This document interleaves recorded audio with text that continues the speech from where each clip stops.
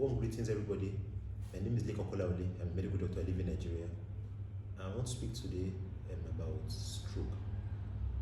What is a stroke? And then, but more importantly, what puts people at risk of having strokes, and then, of course, naturally, to how to avoid those risk factors, the ones that can be controlled. I'll talk about the brain first before I talk about what a stroke is. The brain, of course, is in our skulls. It's a ball of nerves. Nerves are they are like the wires of our body that carry ability all over the body.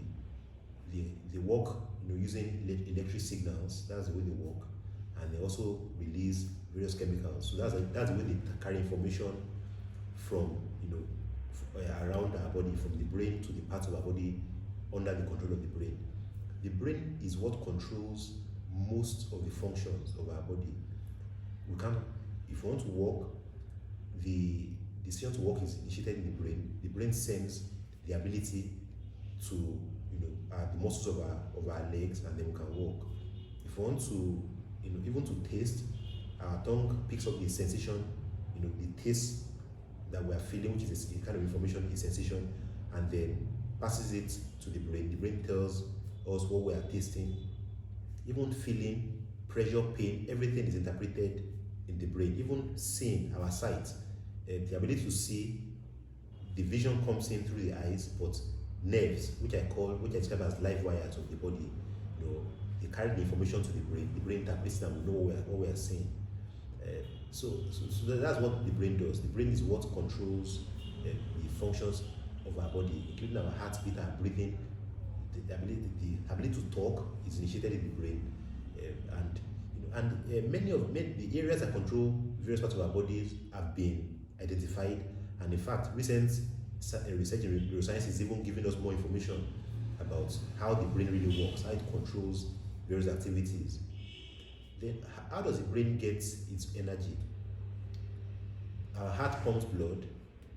The pipes that carry blood in our body are called arteries. They carry blood from the heart to all the parts of our body, and they carry oxygen, they carry nutrients. That is, for example, when we eat, it's broken down to nutrients like glucose, and the glucose is one of the nutrients that we get from food, particularly carbohydrates, things like yam bread and all that.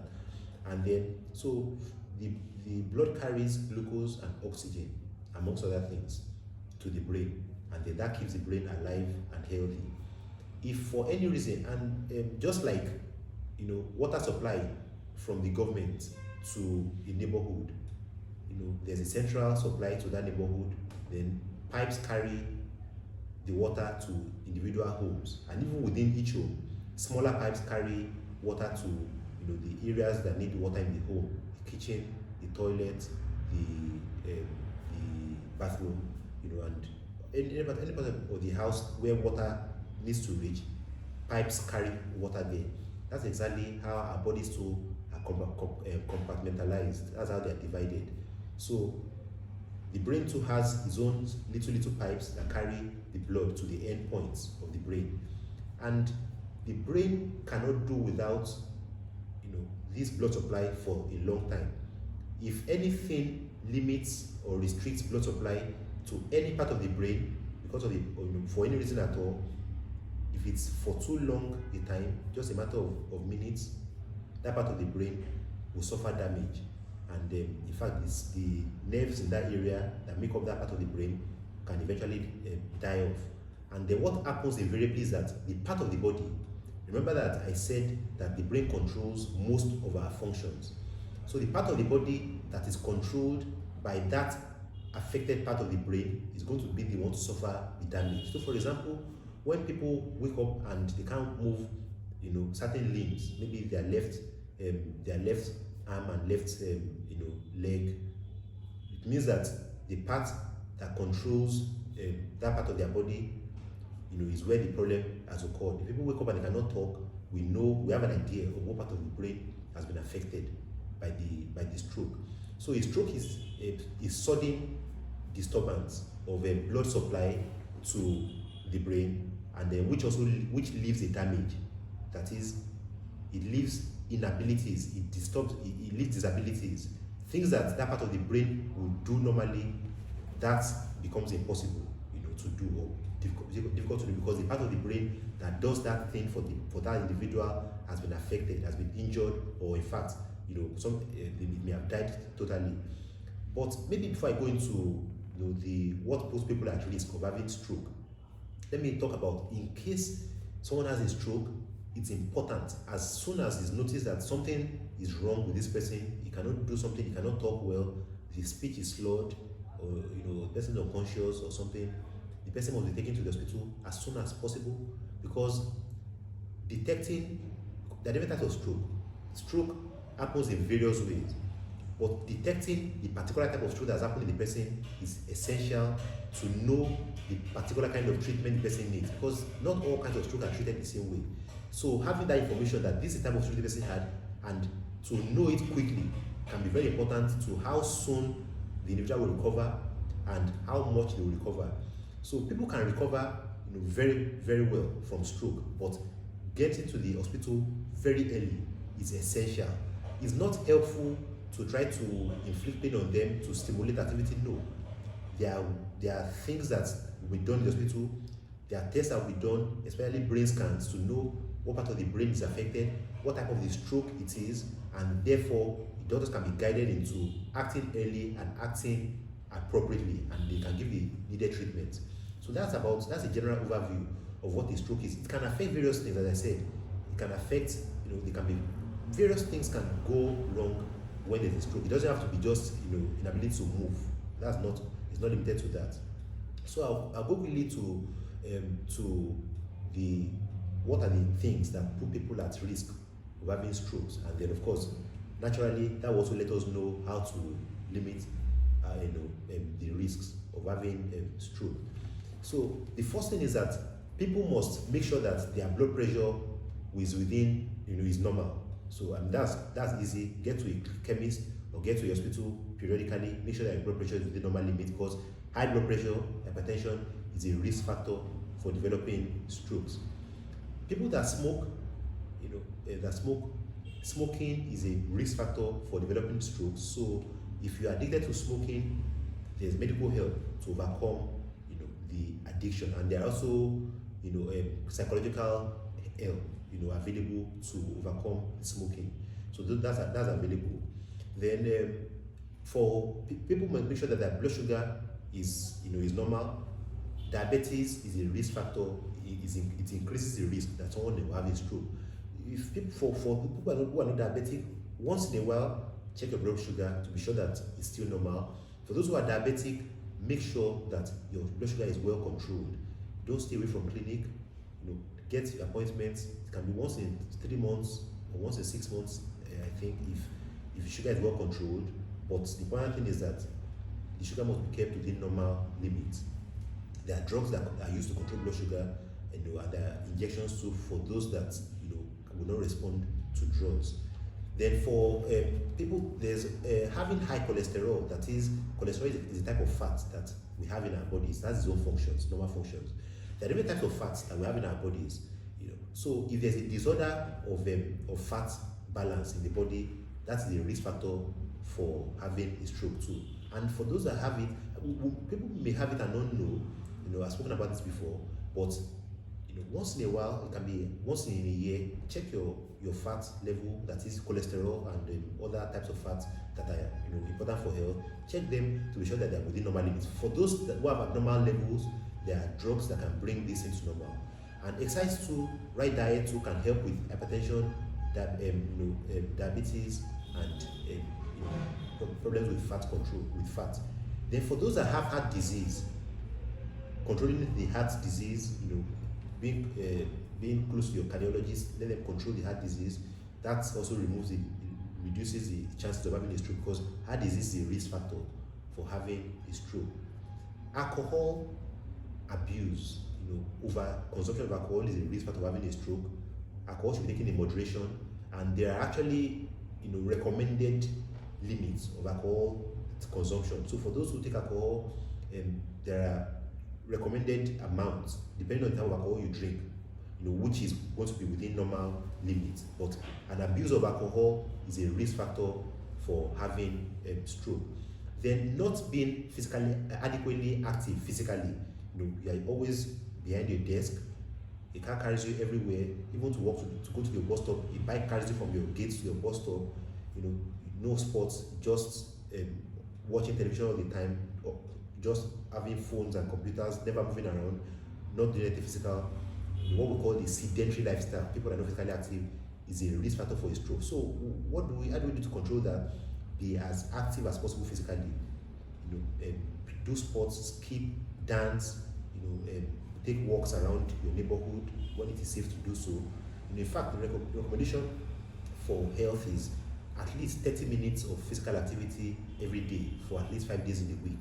So that will earn 150 minutes of activity per week.